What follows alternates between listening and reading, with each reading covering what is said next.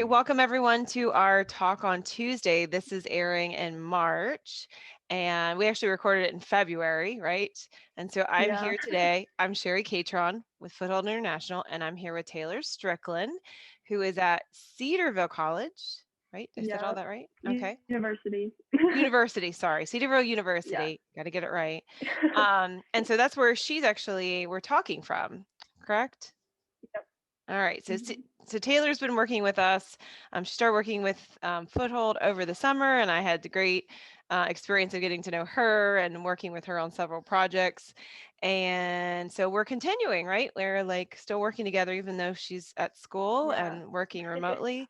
So I'm first really interested, Taylor. You are a sophomore at Yeah. Cedarville University.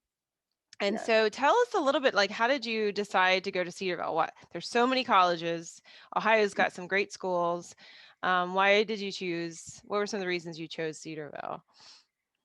So I aren't like when I started looking at colleges, I thought that I would want to go to a Christian college, but I Mhm. wasn't like 100% set on that. So Right. um, the Christian colleges that I visited were Cedarville and Indiana Wesleyan, and then I also visited Marshall in West Virginia, Shawnee State, I think. Oh, and Capital in Columbus. Um, I really loved like both Cedarville and Indiana Wesleyan, but I wanted to be closer to home. Mm. And Cedarville's only an hour away, so that's really why I picked Cedarville over Indiana Wesleyan. Gotcha. It's a tough choice, really. I mean, Yeah. and it's hard to know because at your age, when you go away to college, a lot of times young people change their majors, like it's so Mhm. hard to like plan and predict all the things you want to do in your life and then to find a college that meets all those needs.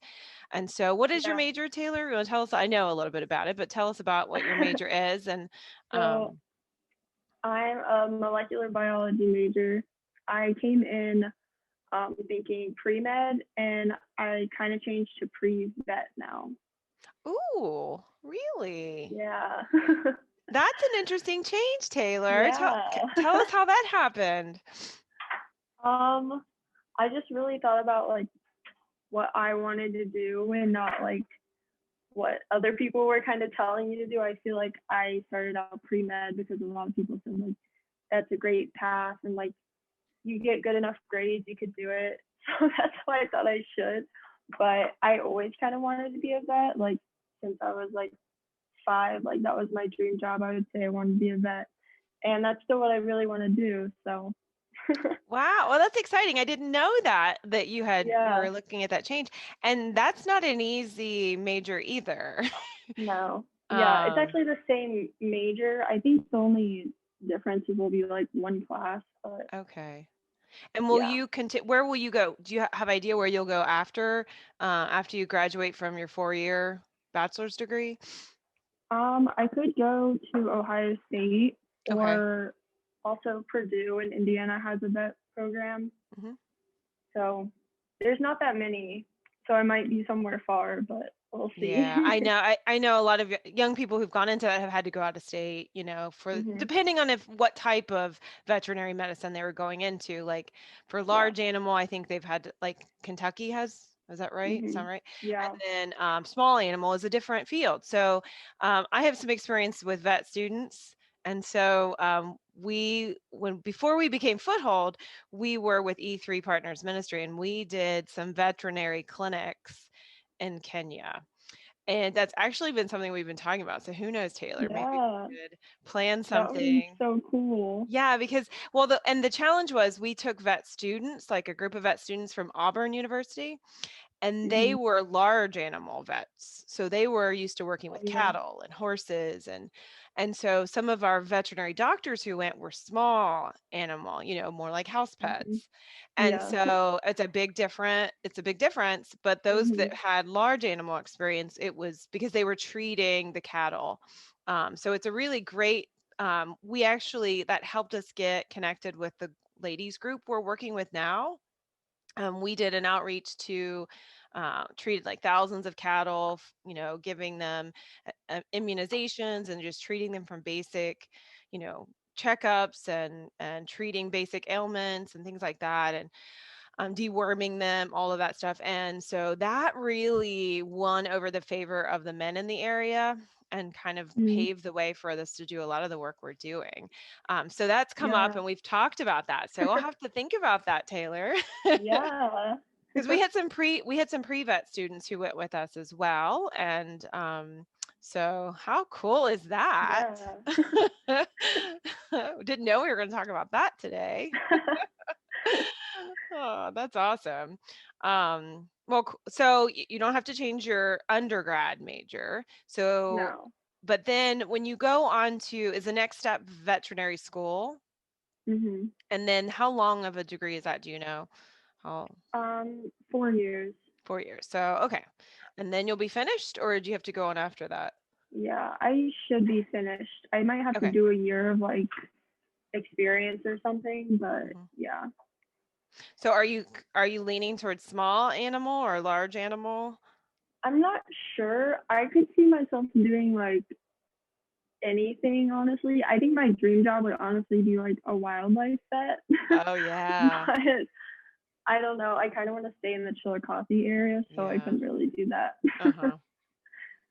That would be exciting. So I wonder if a wildlife vet, do you work like in zoos or like Yeah, preserves and things like that? probably, Oh yeah, either wow. like a zoo or national park or something. Right. Ooh, how exciting.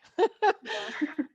Oh wow. So all right. Well, and so how is it now you were in an interesting position as a college student because you got almost a whole year under your belt before COVID hit, Hmm. right? So and it Yeah. interrupted like the end of your freshman year, right?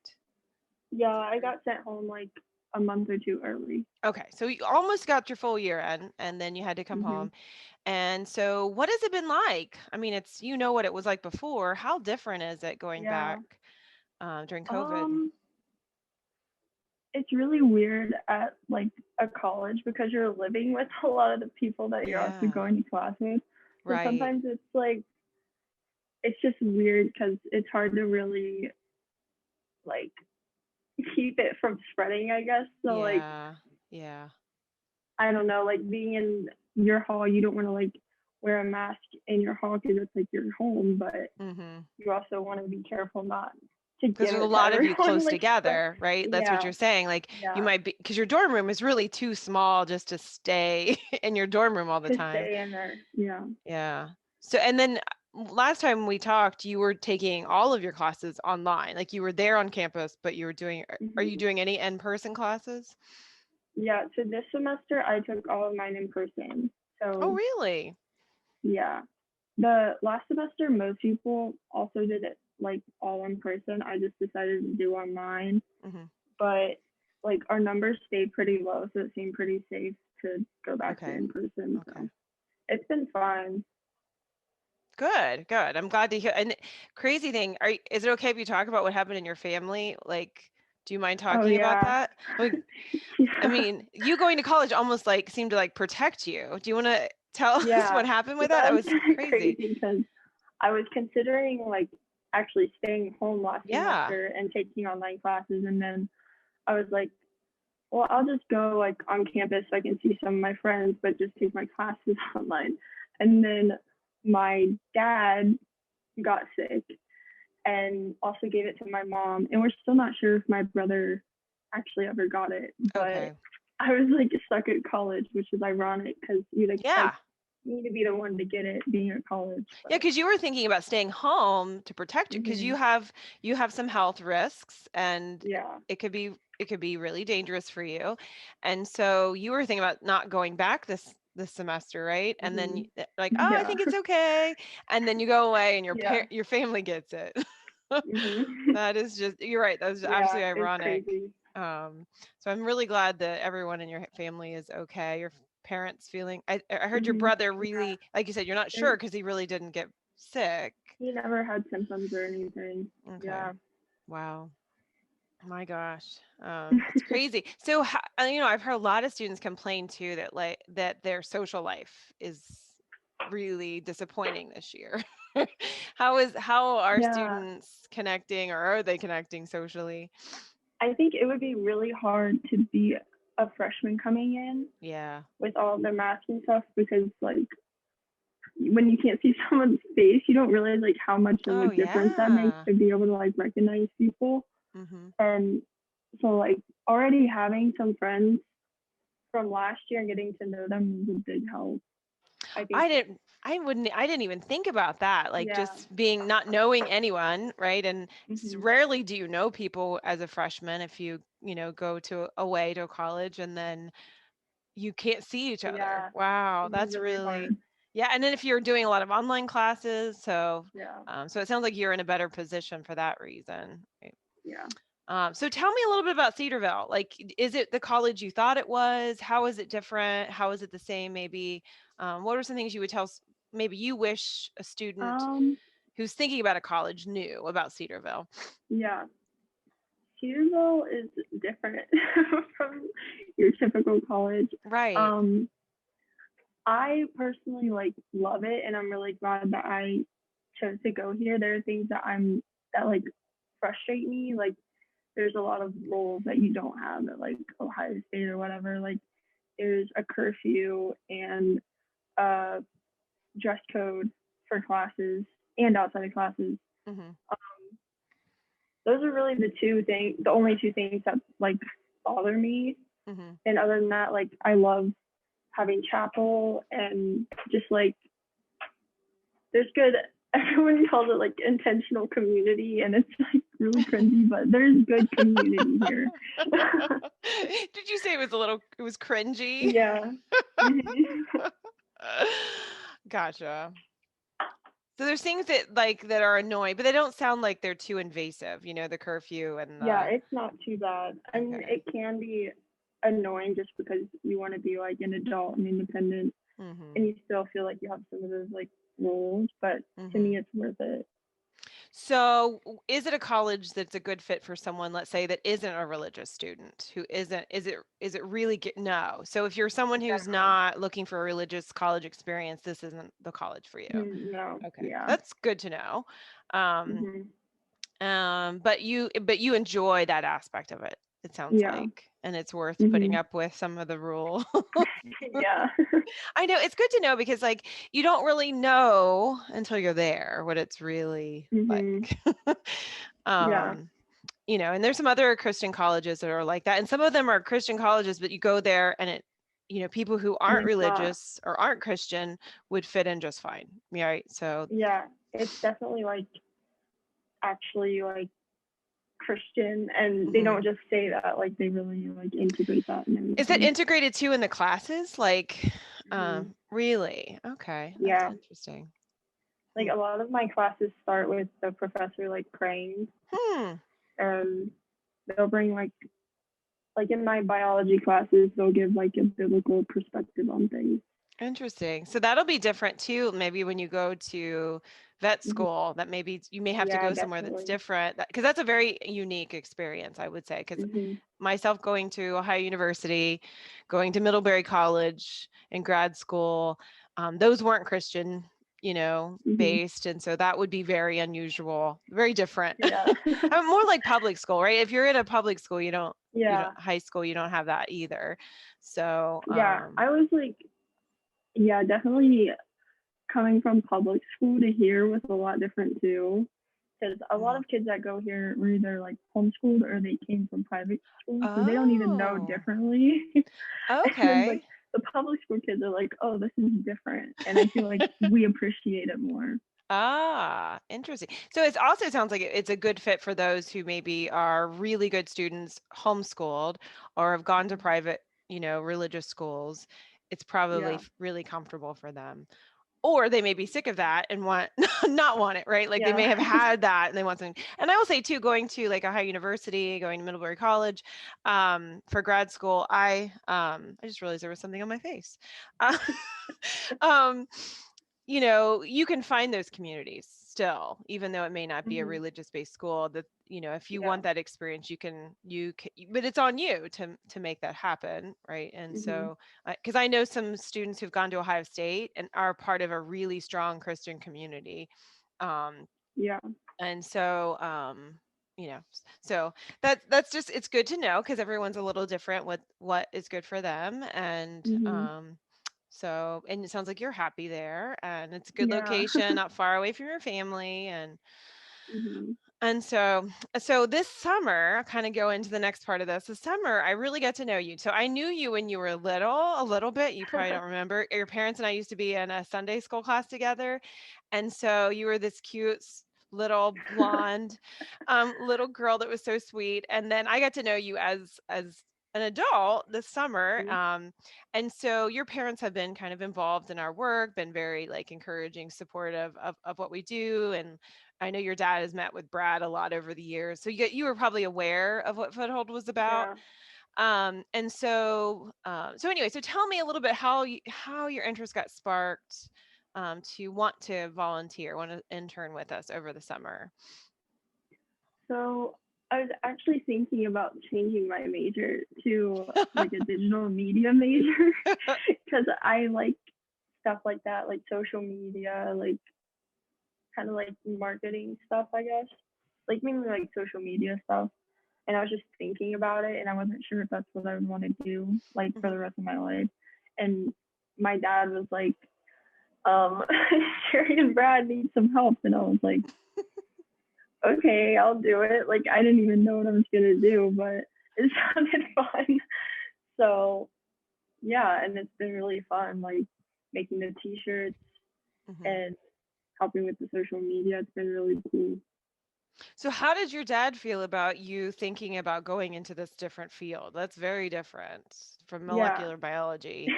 Was he supportive of that? Like how did he feel? Was he nervous Yeah. about you thinking about it, or They both of my parents were like, you should do what you want to do. oh, okay. And all, but like I also felt like they know like what my strengths are Mhm. and what I would enjoy doing. Like I know what I would like doing, but they know me pretty well too. Yeah. So Yeah. I think they were kind of hesitant about it, but they also were like, ultimately you get to choose. Well, I was kind of nervous because I thought, oh gosh, if you change your major because of your experience with me, I'm going to feel, you know, no. I mean, you didn't change your major, right? Like you dabbled in Mm-mm. it. What convinced you to stay the course and not go into it? I kind of realized that one of the reasons I was thinking about changing was one of my classes was really hard and Ah, I didn't enjoy it at all. Like I love my biology classes, but I don't like chemistry, and okay. that's also like a big part of my degree. Mhm. But I was just like, I can get through it. Like it'll be worth Yeah, it. If that's really what I want to do, then I can get through these gotcha. 5 classes that I have to do. So. Do you see any way that like do you see like you're so because you have like a pretty good following on your Instagram account. You started that when you were young. Mhm. Um, we've had a good time together. You've helped us with our social media. You're currently doing some part-time work with us on our social media kind of presence. Do you see that as something that you would just do on the side or something that you could incorporate somehow in like your job in the future? Maybe I could incorporate it somehow. I don't know. Like if I open my own vet clinic, maybe I could, Hmm. I don't know, make an Instagram account. But really, I just like to do it for fun and like Yeah. post whatever Yeah, pictures I that's the thing. want. Not And everything has to be about your yeah. career. Like sometimes it can spoil it. Sometimes it's nice to Hmm. have an outlet, has nothing to Yeah. do with your job. But at the same time, I was thinking, oh, like if you were involved anywhere in promoting like pet adoption, it just seems like that would be Hmm. a great play to put out there. Or like if you did like little videos about different veterinary facts, like people eat that stuff up. I'm always looking for like why does my cat doing this? Why is my dog doing that? I'm always looking it up online. And so I think Hmm. people who have pets would really be interested, Yeah. in that too. But who knows where it will lead? I mean, Hmm. it's a lot of work though. I mean, that's kind of what I realized this summer working with you and now is that keeping your social media page current and building followers isn't easy. Mhm. And you encouraged me all throughout this year to like be patient. Like it'll just take Yeah. I've been doing it's really cute because here you are so much younger than me and you're like telling me it takes time, Cherie, be patient with yourself. And I'm so impatient about it. And so you're like, I've been doing this for a while. It takes Mhm. but one of the things, Yeah. and this can kind of take us, you want to say something about that? Like how It. I mean, it definitely takes a while. Like, Mhm. I've had my Instagram account since like sixth grade, and like I don't know, but I also don't like. It's not like a business or something where I'm necessarily like trying to get a ton of followers either. Right. So it's a different like perspective when it's like an organization Yeah. or a business. So Right, which kind of leads us into the next thing we were going to talk about, right? Like, um, what we found since working together until now is that social media is extra hard for nonprofits. mhm. Um, and so we're working on some, we've been planning over the last month, and we're hoping to launch like in March, right, when this airs, some strategies. And this is an opportunity for people to get involved. So advertising is very expensive, Mhm. and Facebook and Instagram are sort of throttling advertising, and so it's making it extra difficult for, especially for nonprofits. I think it's an unintended consequence of something that they're trying to do that's helpful. Um, and so that we need help in that. It's very hard. Yeah. It's not like we're not growing our account the way you did. I know it took you years, but we're looking at a different approach, and that approach would actually involve and invite what we decided to call ambassadors, right? People that could once a month would be the commitment, put Mhm. post for us, and we would kind of help you make that really easy. If you want to be a part of that team, that's a really valuable thing that doesn't cost money and it doesn't really cost much time. But especially if you like to be on social media, that's a way that you can really help advocate for us. And so Yeah. we should be launching that like as we speak. But right now in Yeah. February, we're working out the final details. So do you have anything you want to say about that, Taylor? That am I explaining it very well? Or I know we don't want to give too much Yeah, information, I right? think But so. Yeah, it'll just be like sharing probably like one post a month and just adding your own like personal spin on it or comment so that other because that'll get other people more interested in it when it feels more personal. yeah, one thing we also found from when I talked to people about our social media accounts, and you agreed with this, Taylor, is one difference with us is when we're posting every day something about our organization, it becomes a little bit too much. It kind of Mhm. becomes like, what is it you're about? And so we're trying to like stream that line a little bit more so that the posts we post are going to be higher quality and also really make it clear what we're doing. And so if you look at our profile or our Facebook page, you'll see like so many things. It's hard to like because that's kind of what you do. Like personally, if you're posting, Yeah. trying to build your own, you post just lots of random things. But for an organization like ours, and someone visits it, it looks a little confusing. And so we really want to clean up our message so that people, when they come to us, they know what it's about. And then one of the things that we found is that we have a loyal following. And when I post something, the same people are posting. And so we Yeah. really need fresh involvement. And when you share it with your friends, that really helps us grow and saves us a lot of money that could be spent on the mission instead of on advertising. And so that's just a really amazing way that people can really get involved with very little, with no money and very little time, but can Yeah. make a big impact in our work. Um, so I'm excited about that. Yep. And I'm grateful that you're involved in that. And so Taylor, is there anything else that I didn't talk about that like we cover all the bases? I think so. Yeah. So each month we're also going to have a theme. And so this month of March, we're really focusing on our women's groups and our Jasiri project. And so our Jasiri project, I forgot to mention that you specifically Mhm. had interest in that. Do you want to talk about how you like what got you interested in the Jasiri project, which is the menstrual pad project that we do? Mhm. Um, I, how did I guess it started with like the t-shirts kind of. Yeah, yeah. So we were like, what can we do like for this project specifically? And I was like, t-shirts because everyone wants t-shirts. So we designed some t-shirts, and like I just got to learn a lot about that project, and I think it's really like amazing what it's about, and it's like that's a big problem right now. And um I guess like since I'm a woman, I know how like important that is, and that's like Hmm. I can Didn't you and your relate. mom watch a And documentary oh yeah, about the um problem in developing countries, access to yeah, I pads? forget what's it, I don't remember what it was called, but yeah, me and my mom watched like a documentary on it, and I was like, wow, that's like crazy. And I never even thought about that being a problem. And then I found out that you guys had a project specifically for that, and I was like, that's so cool. I can like help this in some way.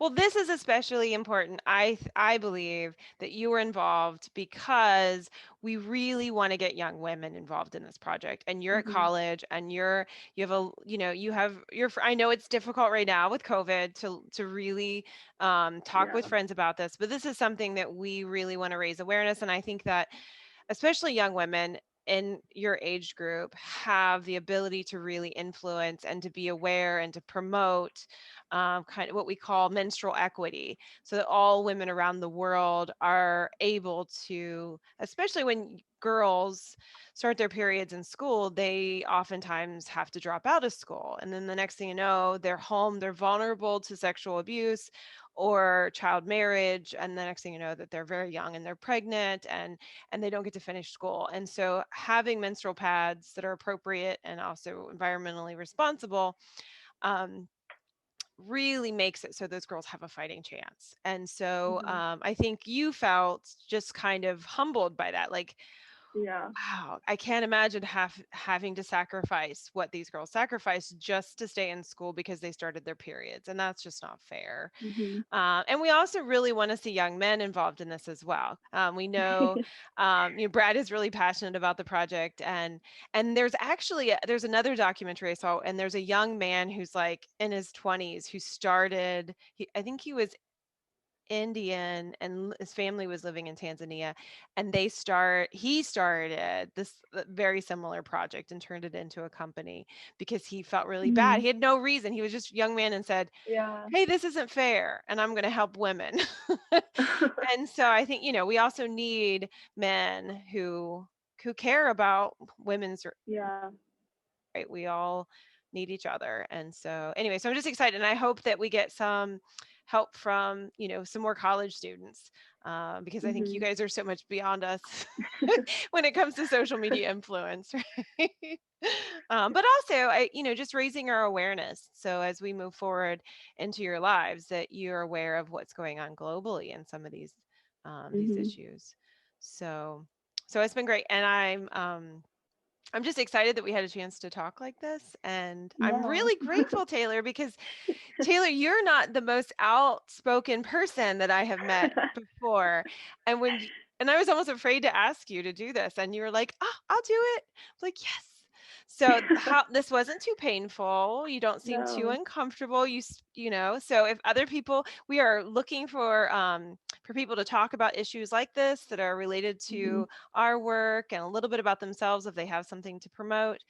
So I want to give you a chance to talk about your college experience, and talk about Cedarville and all of that. So when I do this, if you have something like that you're really passionate about, I want to give you a platform to talk about it. And so this will be posted on YouTube. If you're watching this, it's on YouTube, but we'll also share these talks on Facebook to give people a link to it. So anyway, so this was our talk on Tuesday. One last chance, Taylor. Is there anything else you want to share? Um, No, I can't think of anything. Okay.